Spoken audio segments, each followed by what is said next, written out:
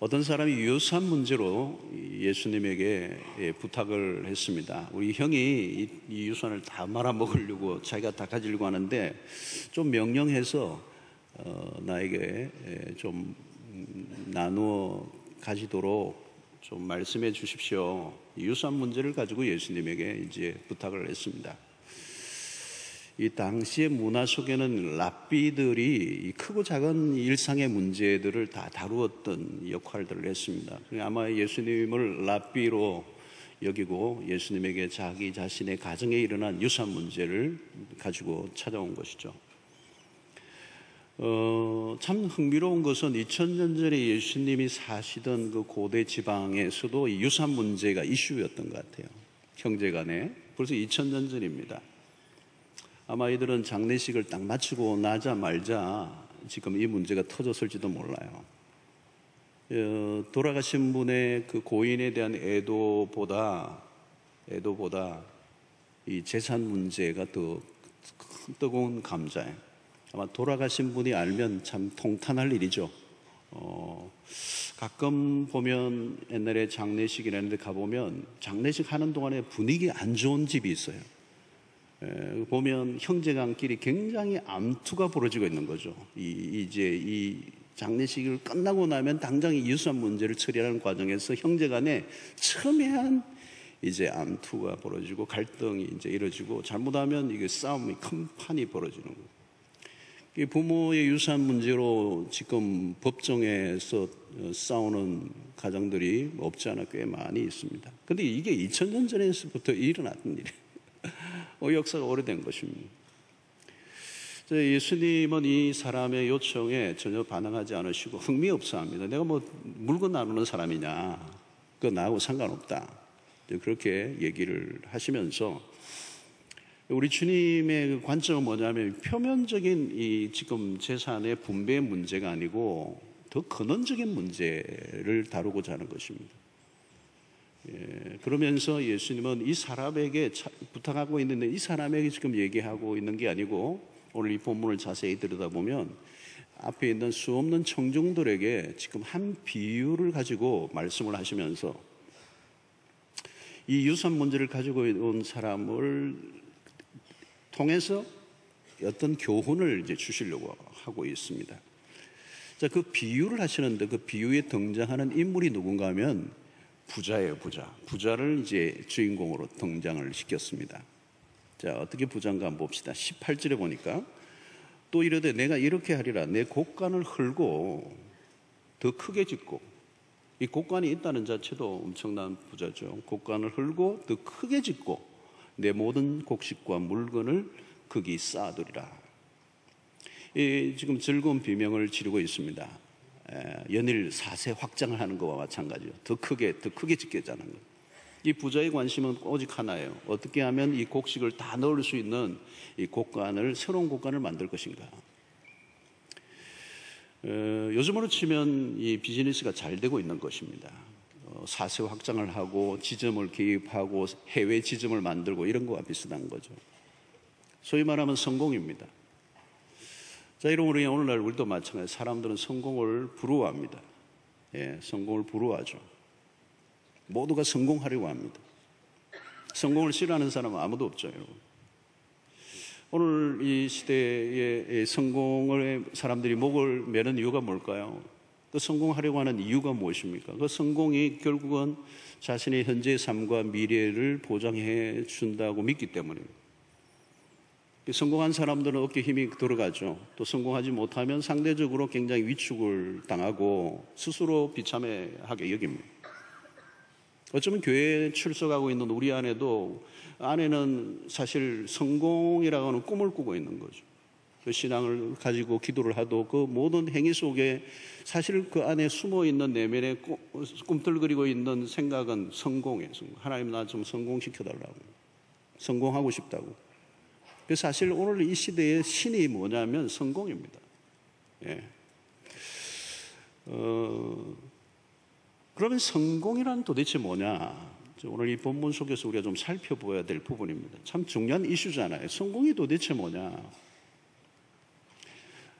세상이 말하는 성공과 성경이 말씀하고 있는 성경은 같은 것인가? 다르면 어떤 것이 다른 것인가?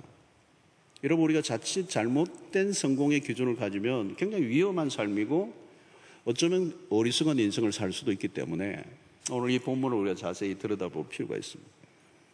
자, 오늘 본문의 주님은 그걸 가르쳐 주죠. 부자는 더 크게, 더 많이 쌓아두는 것이 목표예요.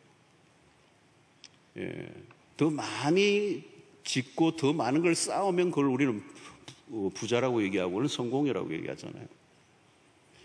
그런데 오늘 이 부자의 예수님의 비유에 등장하는 이 부자의 모습은 오늘 시대 우리의 모습하고 너무 흡사해요. 조금만 더잖아요. 조금만 더, little more, 조금만 더 크게, 조금만 더 편하게, 조금만 더 멋있게, 더 예쁘게, 조금 이게죠. 이 조금병이라는 게 굉장히 심각한 질병이에요. 여러분, 세상적 성공의 기준이 뭡니까? 다른 사람들보다 조금 더 가지는 거잖아요. 내가 적게 가진 것이 문제가 아니라 상대가 나보다 더 많이 가지면 내가 불행을 느끼고 내가 실패했다고 생각합니다. 내가 상대보다 조금 더 많이 가지면 내가 행복이라고 생각합니다. 자, 여러분, 오늘날 우리가 절대적 빈곤은 많이 우리 사회가 없어졌습니다. 근데 상대적 빈곤은 심각하거든요, 지금. 피곤한 이유는 비교 속에 살고 있기 때문입니다. 비교하면 그 비교하는 곳에는 뭐예요? 경쟁하는 문화입니다. 비교하면 경쟁하게 되어 있습니다. 경쟁하면 반드시 우열을 가리게 되고 우열을 가리면 반드시 그 우열에 의해서 행불행이 결정되는 거예요. 그리고 경쟁하는 문화는 반드시 1등이 행복한 거죠. 1등만 살아남는 구조고 그 모든 사람들은 불행하게 되는 거예요. 그런데 1등조차도 과연 행복할까? 다른 사람을 불행하게 해놓고 내가 혼자 행복할 수 있고요? 행복할 수 없죠. 뿐만 아니라 그 1등도 누군가 호시탐탐 노리고 있는 거잖아요. 언제 그 1등이 무너질지 모르는 불안감을 갖고 있기 때문에 행복할 수가 없는 거예요, 사실은. 자, 이 경쟁의 내면에 숨어 있는 것은 뭐냐는 것입니다. 그것이 욕망입니다. 지금 이 사람도 형이 이 재산을, 유산을 다 가지려고 하니, 사실 유산이라는 게 뭘까? 아버지의 재산이잖아요. 자기 게 아니에요, 순수하게. 근데 이 형이 이걸 다 가지려고 한다는 거죠. 거기에 대한 분노가 일어난 것입니다. 그러니까 예수님은 지금 이 사람의 내면 세계에 숨겨져 있는 탐욕, 탐심, 이거를 지금 이제 비추어 주려고 하는 것입니다. 그래서 오늘 이 본문의 전체 스토리의 핵심적인 구절이 하나 있는 그게 15절입니다. 그들에게 이르시되 삼가 모든 탐심을 물리치라. 사람의 생명이 그 소유에 넉넉한 데 있지 아니하니라. 굉장히 중요한 구절을 지금 예수님이 말씀하십니다. 여러분, 이 조금만 더를 강조하는, 소위 말하는 성공한 사람이 강조하는 삶은 어디로 흘러가게 되어 있습니까? 19절이에요. 또 내가 내 영혼에게 이르되 영혼아, 여러 해 쓸 물건을 많이 쌓아두었으니, 성공했으니, 그 다음에 뭐예요? 평안히 쉬고 먹고 마시고 즐거워하자 하리라. 참, 저는 이 성경을 보면 2000년 전 예수님이 말씀하셨을 때 그 시대적 상황과 오늘의 시당이 바뀐 게 하나도 없어요. 먹고 평안히 쉬고 먹고 마시고 즐거워하자. 향락주의의 전형이죠, 여러분. 오늘 우리의 문화의 특성을 그대로 옮겨놓은 것 같습니다. 곡간을 흘고 더 크게 더 많은 걸 쌓고자 추구한 삶은 당연히 어때요? 피곤한 겁니다. 여러분, 성공이 쉽지 않잖아요. 여러분, 성공을 달려고 하면 코에 단내가 나잖아요. 새벽같이 일어나야 되잖아요. 땀을 흘려야 되잖아요. 엄청난 이 머리를 써야 되잖아요. 그러니까 거기에서 오는 스트레스, 압박감이 얼마나 강합니까? 지치도록 달려 다른 박질을 쳤던 그 성공을 이뤄내는 결과주의의 끝에는 뭐예요? 우리의 인간이 고갈되고 소진되잖아요. 그러니까 그 소진되고 고갈된 나 자신을 뭔가로 채우고 싶은 거죠. 그 채우고 싶은 것 안에 뭐가 와요? 먹고 마시고 즐거워하는 거예요. 향락주의가 찾아오는 거예요. 오늘 우리 사회를 뒤덮고 있는 향락주의예요. 자, 그러면 먹고 마시고 즐거워하는 이 문화가 그냥 간단하게 먹고만 먹는 거면, 먹는 게 그냥 간단하게 먹는 게 아니에요. 어떻게 먹을 건가, 무엇을 먹을 건가, 얼마나 먹을 건가, 어디서 먹을 건가. 그 질의 퀄리티에 따라서 끝도 없어요. 더 크게, 더 좁게, 더 길게, 더 인조해야 하는. 그러니까 결국은 더 짜릿한 것을 찾아내려고 하고 자극적인 것을 찾고자 하는 충동성의 문화가 발달할 수밖에 없습니다. 자, 여러분, 이 쾌락을 추구하면 거기서 끝이 나는 건 아니에요. 왜냐하면 얼마 못 가서 권태가 찾아오거든요. 아무리 좋은 것도 조금 지나면 질려요. 그럼 질리면 인간은 포기하는가? 그렇지 않아요. 더 more. 여러분, 행복이나 기쁨은 우리가 우리의 힘으로 얻어낼 수 있는 게 아니에요. 하나님과의 바른 관계 안에서 위로부터 주어지는 거거든요. 그게 안 되니까 내가 가지고 있는 이 성공의 그 부유물인 물질을 가지고 내 허전한 가슴을 채우려고 하니까 그게 쾌락주의로 가는 겁니다. 자, 이 부자의 특징이 그거 외에 또 있어요. 18절을 보면 또 이르되 내가 이렇게 하리라. 내 곡간을 헐고 더 크게 짓고 내 모든 곡식과 물건을 거기 쌓아두리라. 자, 여기 보면 내가 이렇게 하리라. 내 곡간을 내 모든 곡식과, 자 19절에도 내가 내 영혼에게 이르되, 눈에 띄는 게 뭘까요? 내가, 나, 내 모든 인칭대명사입니다. 나, me. 원문상으로 보면 16절, 17절부터 19절 세 구절 속에 나, 내라고 하는 이 인칭대명사가 12번 나옵니다. 말마다 나오는 단어가 나예요. 나밖에 없어요. 자신에게만 쏠려 있습니다. 그 입술은 한 번도 하나님이나 다른 사람에 대한 언급이 없어요. 내 곡간, 내 곡식, 내 물건, 심지어 내 영혼. 섬뜩할 정도로 자기 집착, 자기 매몰, 자기 집중 되어 있습니다. 자, 부자는 독백을 하고 있는 거예요. 여러분 17절 보시면 심중에 생각하여 이르기를, 지금 말하고 있는 게 자기 혼자 얘기하는 거예요. 심중에. 18절에 또 이르되 내가 이렇게 하리라. 19절에 또 내가 내 영혼에게 이르되, 영혼아. 자기가 자기에게 말하고 있는 거예요. 여기 약간 돌기 직전이에요. 특이한 것은 대화의 상대가 없어요. 혼자 말하고 혼자 답하는 거. 철저히 뭐예요? 고립된 삶이에요. 주변에 친구가 없어요. 성공을 추구한 사람들을 보십시오. 주변에 사람이 있는가? 없어요. 있다면 내 돈을 노리고 있는 사람일 뿐이에요. 성공은 했는데 외롭고 우울한 것이죠. 왜 짜증을 내고 분노하고 신경질이 납니까? 왜 정신병이 걸립니까? 자아 중심성이에요. 에고센트릭이라고. 여러분, 죄가 뭡니까? 죄의 속성이 개인주의예요. 그래서 어떤 사람은 워드프레이라죠. S-I-N.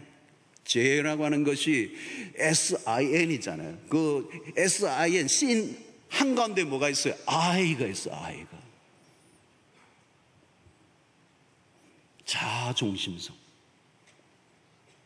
죄의 속성입니다. 자, 그런 의미에서 앞부분에 얘기했던 향락주의와 개인주의는 쌍둥이에요.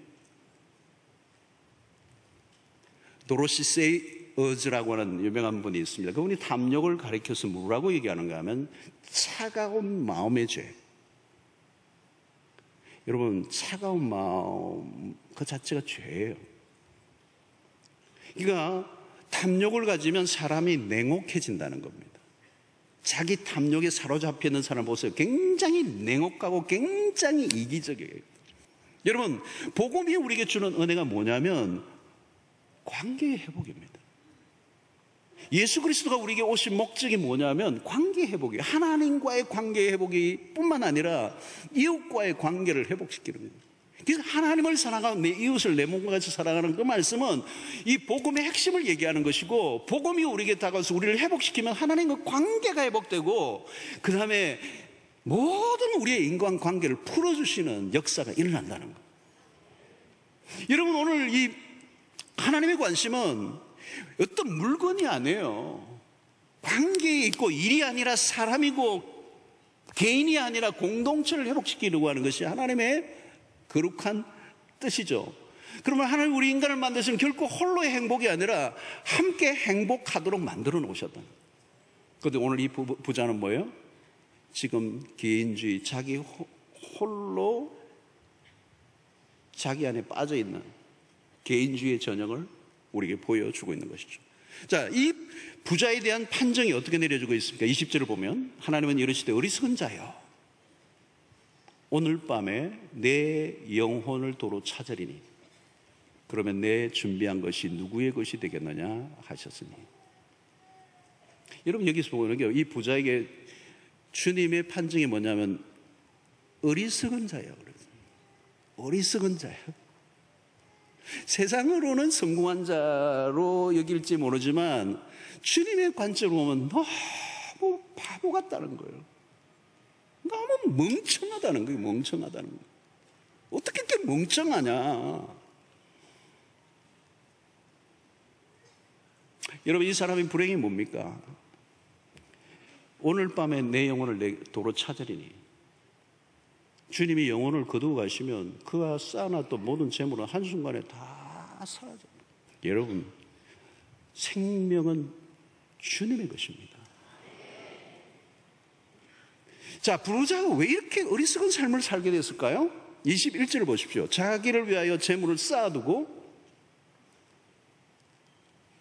하나님께 대하여 부여하지 못한 자가 이와 같으니라. 자기를 위하여 재물을 쌓아두고, 이게 중요한 겁니다. 자기를 위하여 재물을 쌓아두는 거예요. 그 다음에 뭐예요? 하나님께 대하여 부여하지 못한 자. 여기 핵심은 뭘까요, 여러분? 쌓는다고 뭐라고 하지 않습니다, 여러분. 성경은 결코 부자 자체를 부정적으로 보지 않아요. 중요한 건 뭘까요? 하나님에 대하여 부여한 자가 되어야 된다. 여러분 하나님을 놓치면 혼란에 빠지고 마는 것입니다. 여러분 주님이 말씀하시는 부자란 누구를 말하는가? 자기를 위하여 재물을 쌓아두는 자가 아니라 하나님의 재물을, 하나님이 왜 재물을 주셨는지 그 재물을 주신 이유를 알고 사는 사람입니다.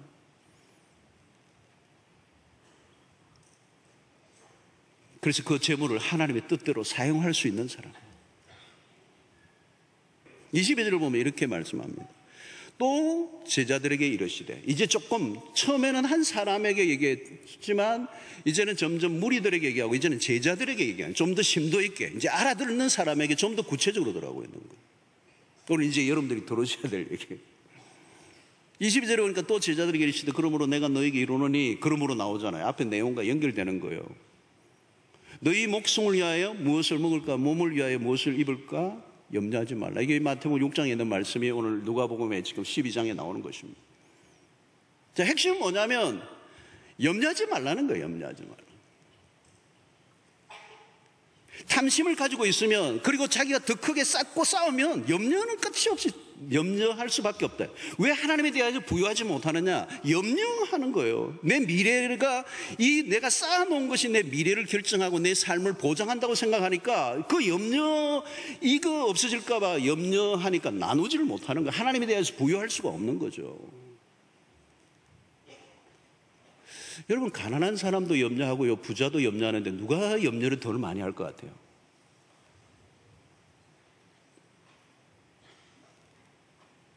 여러분 제자들에게 주님은 염려하지 말라, 염려하지 말라. 자, 그러면서 딱 하나 중요한 말씀하시죠. 31절이에요. 다만 너희는 그의 나라를 구하라. 그러니까 이 말은 뭐냐면 한 가지만 염려하라는 거예요. 한 가지만. 이 고린도후서 11장 28절로 보면 바울의 염려가 하나 언급되는데 이거 연결시킬 수가 있어요. 이 외에 이런 고사하고 아직도 날마다 내 속에 눌리는 것이 있으니 그 모든 교회를 위하여 염려하는 것이다. 이 바울이 염려를 갖고 나와요. 바울이 염려하지 말라고 하는 사람인데 염려를 가지고 나오는 이유가 뭘까요? 근데 무엇을 위해요? 교회를 위하여. 자, 이 편지, 고린도후서를 편지를 쓸 때 바울의 상황은 별로 좋지 않아요. 굉장히 매맞고 얻어맞고 굶고 그냥 도망다니고 이럴 때예요. 상황이 굉장히 어려운 상황 속인데 개인의 걱정을 하기도 모자랄 판인데 지금 뭐예요? 자기가 눌리는 게 하나 있는데 그게 교회를 위하여 염려하는 거라고. 이게 지금 앞부분에 31절에 얘기하고 있는 그의 나라를 구하라를 하고 이게 맞물리는 것입니다. 염려라고 다 나쁜 게 아니고요. 창조적인 염려, 거룩한 염려, 생산적인 염려가 있어. 그게 뭐예요? 하나님의 나라를 위한 것이에요. 내가 어떻게 하나님을 위해 살 것인가? 하나님의 나라를 위하여 살 것인가? 복음을 위하여 살 것인가? 영혼을 살리는 위하여 살 것인가? 그 염려 하나만 하라는 거예요. 그러면 성경이 뭐예요? 이런 것들은 너희들이 염려하는, 이방인들이 염려하는 이런 것들은 내가 너희에게 더하시리라. 그러면서 공중에 나는 새 드레 카파를 비유하면서 너희들이 먹이고 입히지 않겠느냐라고 말씀을 이제 개런티를 막 하시죠. 여러분, 누가 부자입니까? 나눌 줄 아는 사람이에요. 나눌 수 있다면 이미 여러분 염려로부터 자유로운 사람이에요. 염려하는 사람은 나누지 못합니다. 왜? 내가 더 움켜줘야 돼요. 그러나 하나님의 말씀을 따라 내가 나누면 하나님이 이 모든 걸 더하여 주실 것이라고 하는 이 믿음. 여러분, 우리가 성공의 기준을 바꿔야 합니다. 많이 가지고 있는 것이 성공이 아니에요. 많이 나눌 수 있어야 됩니다. 여러분, 나눌수록 부유해지는 은혜가 있다는 거예요. 자, 잠언 11장 24절로 25절 한번 봅시다. 성경으로 얘기해요. 성경으로.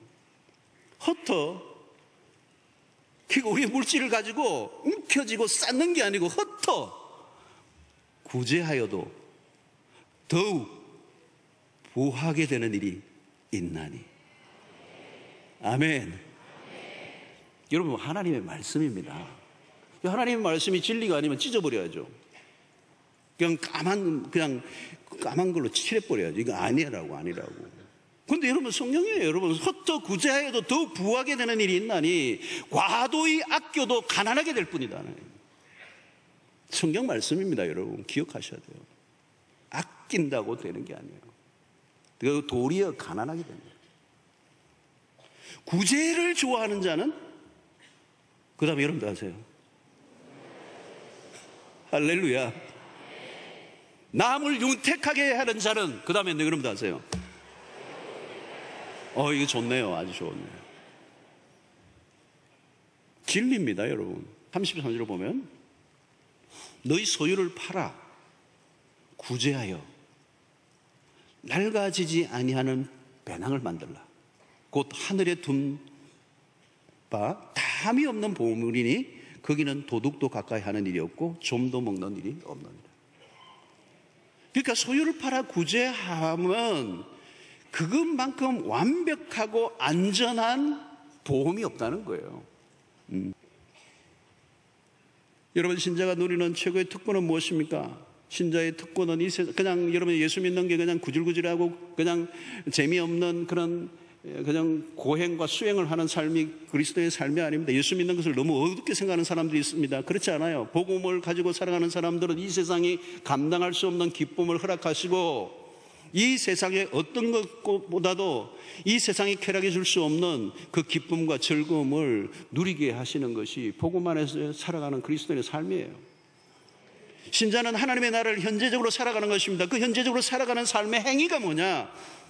천국은 소유한 자를 의미하는 것이 아니라 소유에 결정하는가. 그 소유한 것을 얼마나 하나님의 뜻대로 나누고 베풀고 살아가는가.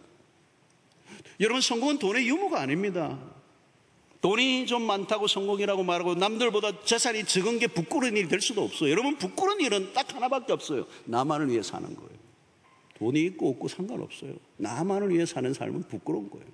사랑하는 성도 여러분, 우리의 생명은 하나님의 손에 달려 있습니다. 하나님의 나라를 위하여 우리의 삶의 목표를 가지십시오. 더 크게 그게 우리의 목표가 될 수 없어요. 하나님의 우리에게 주신 이웃을 위하여, 복음을 위하여 우리의 삶을 드릴 때 그것이 하나님에 대하여 부유한 것일 뿐만 아니라 진정한 성공자의 삶인 줄로 믿고 진정한 성공자로 살아가는 여러분들 되시기를 주의 이름으로 축원합니다.